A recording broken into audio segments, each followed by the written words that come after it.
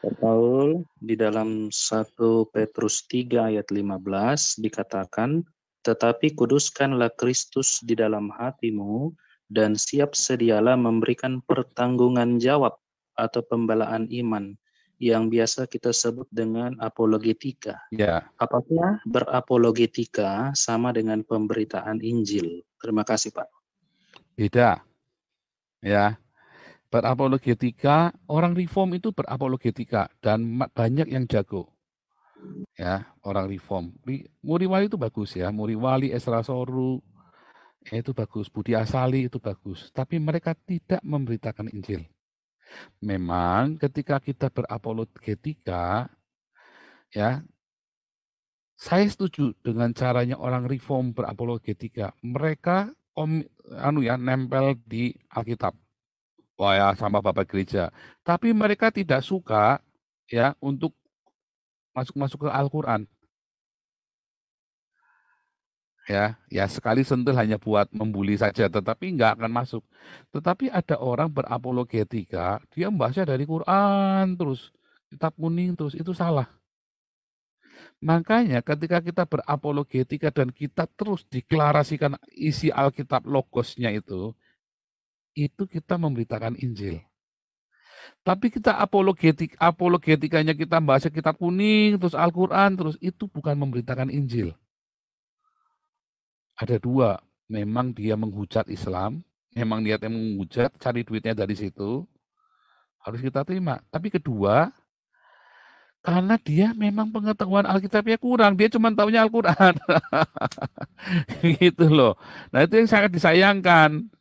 Ah, Jadi bedakan apologetika dengan memberitakan Injil, walaupun ketika orang berapologetika dengan benar, dia juga sedang memberitakan Injil. Tetapi tidak selalu. Nah, lalu ada fenomena yang lain, berapologetika, tapi untuk sport otak. Nah, itu dia tidak memberitakan Injil. Walaupun Paulus berkata, apapun tujuannya, yang penting Injil sudah diberitakan. Asal dia memberitakannya Injil, bukan Al-Quran sama hadis, kitab kuning.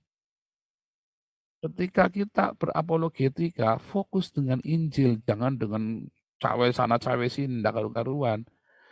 Apapun Injil sudah diberitakan, walaupun ada orang-orang yang mau sport otak saja gitu kan. Ada.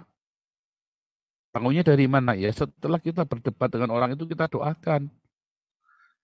Itu namanya memberitakan Injil. Memberitakan Injil itu kan yang bisa memenangkan dia kan hanya Tuhan Yesus. Itu Pak. Sebentar, ini Pak Kuriake mati mikrofonnya. Begitu. Jadi kita juga harus jujur. Kita harus fair. Masalahnya banyak orang nggak fair ya. Dia nggak mau terima kenyataan bahwa saya memang tidak punya kemampuan apologetika. Saya cuma baca kitab kuning sama Al-Quran terus. Dia tidak memberitakan Injil. Nah, banyak orang salah kaprah orang di Indonesia ini. Wah, dia ada orang jelek-jelekin Islam atau dia baca Al-Qur'annya jago. Oh, itu sedang memberitakan Injil. Enggak.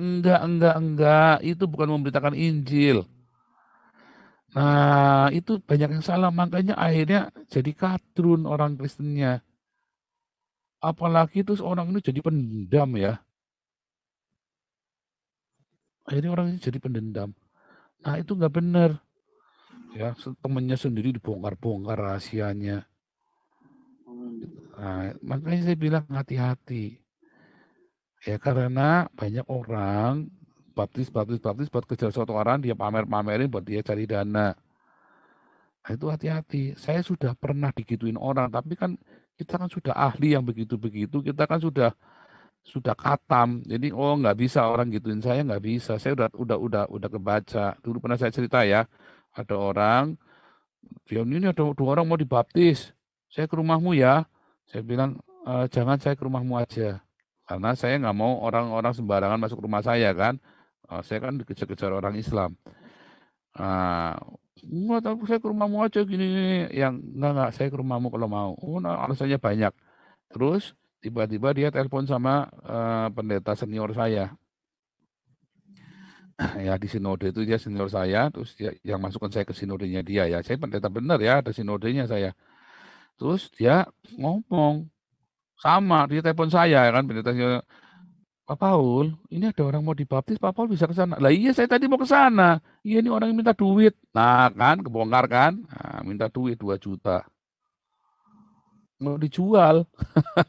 Jadi nanti dibaptis di sini, nanti dibaptis teman lagi, mana dibaptis teman lagi. Setiap kali dia datang mau dibaptis, wah dia bayar. Jadi itu buat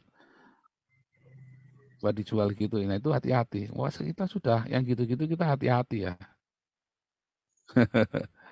Itu Pak Kuryake. Baik Pak, jadi apologetika dengan pemberitaan Injil itu bisa dibedakan, Pastor ya? Ya, dibedakan walaupun sebetulnya kalau dia berapologetika dengan benar, dia sedang membedakan Injil. Makanya saya mendukung Muri Wali dan Esra Soru walaupun dalam banyak hal kita tidak sepakat. Tetapi Iya. di dalam konsep yang itu saya dukung mereka. Ya, saya sangat mendukung. Gitu ya. Jadi harus bedakan. Jadi kalau kita nggak suka sama orang, kita nggak sepakat sama orang, kita harus objektif ya. Iya. Jadi jangan wah pukul rata. Dan kalau kita lagi suka sama orang, juga jangan wah pokoknya ini pahlawanku hebat begini. Jangan juga. Kalau Presiden Soeharto bilang apa dulu? Ojo dumeh. Jangan mudah kagum, tapi jangan mudah mencela. Sehingga kita objektif, ini orang lagi memberitakan Injil, karunia membedakan roh, kita kan bisa menggunakan karunia membedakan roh kalau kita tenang dan kita nggak gampang dumehan. Nggak gampang terpana, nggak gampang mencela. Nggak gampang kagum, nggak gampang mencela. Nanti kita bisa tahu, ini spiritnya nggak baik nih. Gitu ya.